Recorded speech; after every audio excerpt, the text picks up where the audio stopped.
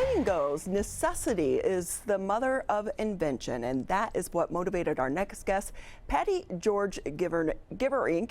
When she couldn't find books appropriate for adults with autism, she decided to publish her own. And her project, Pages of Giving, was born. Patty joins us now. Good morning. Thank you so much. Hi, Ronnie. Thank you for having me. It's exciting. We're excited to have you, but first, can I ask you, where are you right now? I actually had to join en route, and I tried to be on this beautiful little pathway, and that Wi-Fi did not work out for me. So I am actually in Rochester. I'm at this fabulous little place called Paint Creek Cider Mill.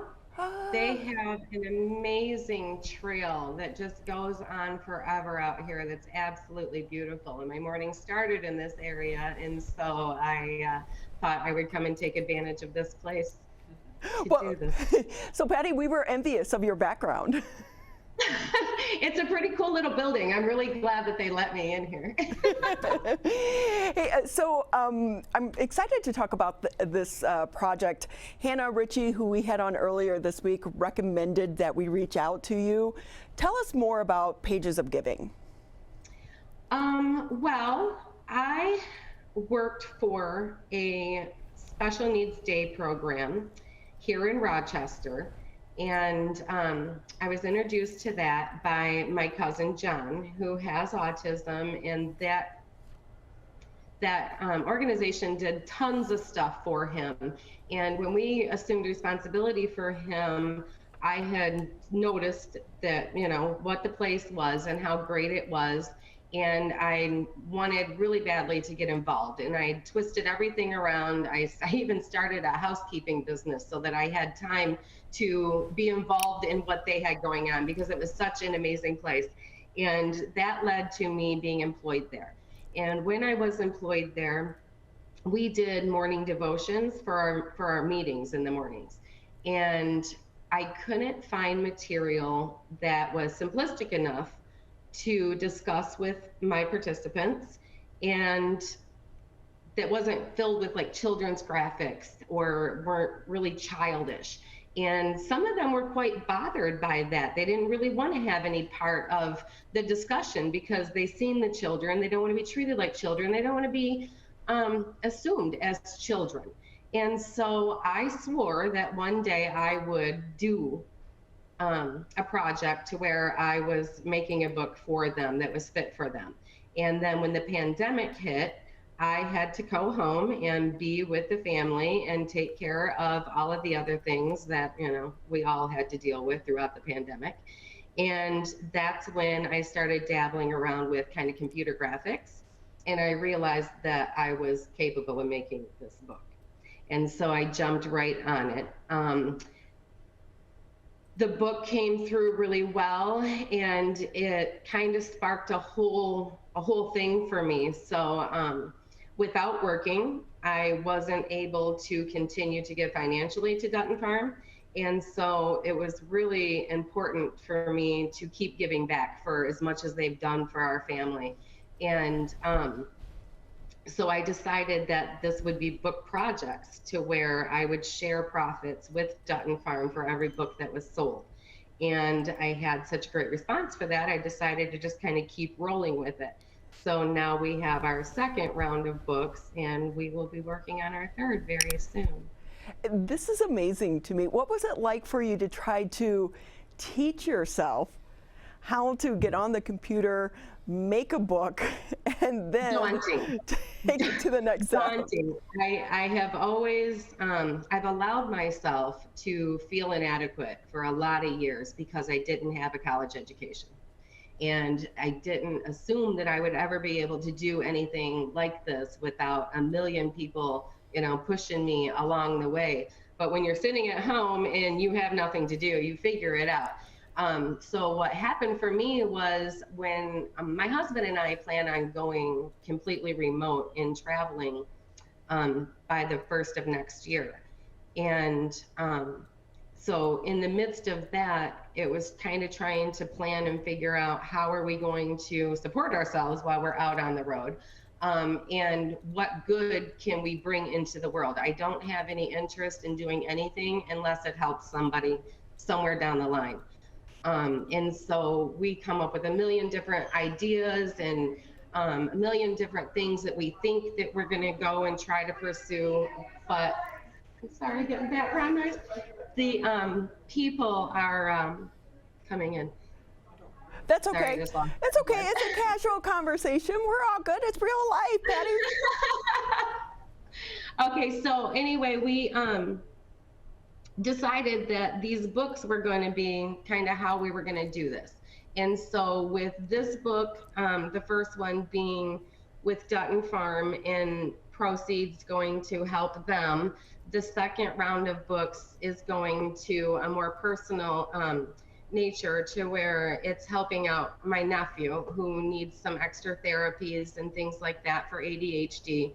And then when we get on the road, I just kind of plan on taking different organizations and causes and kind of following wherever they lead me to help in whatever capacity we can. So You're such an inspiration. Can I ask you, how have these books been received? Well, they are new, and I haven't quite learned how to market them. So what I have gotten back was, that they are excellent books, and that they should be everywhere. It is kind of the first time I've done something that I'm really proud of, and that I think they are excellent books. I think that they should be in the hands of every special needs adult. There's a lot of good affirmations in here that they really need to hear. And then the next books were done because everybody kept saying, well, this isn't just for special needs. This is for everybody. Don't you know everyone? You should remarket this to not say special needs. And for me, that was a great idea because I would love to sell more books to a broader spectrum. But at the same time, I didn't make those particular books for everyone. I made them for my people. And it's going to stay for my people. And so I said, well, then I'll just keep making more books, and I'll make one for everyone. Affirmations kind of are designed for particular people or particular careers or particular things. And so I just am going to keep rolling with it. So I got the special needs adults, and then the young children. Next will be tweens, and then I'll just kind of move on to whatever I feel led to next. So, Patty, I know you were kind of, thrust into this world and learning about adults with disabilities. What have you learned from this? From the whole thing, I've learned to check myself. I've learned that there's needs in the world beyond myself. I've learned that you can't judge a book by its cover. I've learned that patience with the world itself is more important than I ever gave it credit for. See, and those are, things that all of us really need to take time to learn. Yeah, well, until you see, kind of what the special needs world has to offer, sometimes it's not really doable, and so getting the awareness out and being able to introduce the world to such a fabulous community is kind of quite a blessing. Oh, and you're a blessing too. And so with that, Patty, where can people find more about the books? I know you have a Facebook page. I do have a Facebook page. It's just Pages of Giving. Generally, you can get right to it through there. I have, the books are on Amazon. And so I have an author page on Amazon. You can find that at amazon.com/author/Pages of Giving. And all of my information will pop up right there. And then I'm also available on my email at pattygeverink@gmail.com. So Patty, we only have about a minute left. Can I ask you, how'd you come up with the name Pages of Giving? It just came to me. It just made sense. Yeah, it just made sense. The books are about giving. It just fell into place. Oh, well, it has been such a pleasure to have you on the show. Thank you so much, and keep doing amazing things. Thank you, Hannah Ritchie. She texted me another person this morning. She's so great. They are so supportive and wonderful. Well, it seems that they think a world of you as well. So thank you so much for what you're doing, and continue to live those dreams and help other people. I appreciate it, Ronnie. Thank you. Happy day to you, Patty. You as well.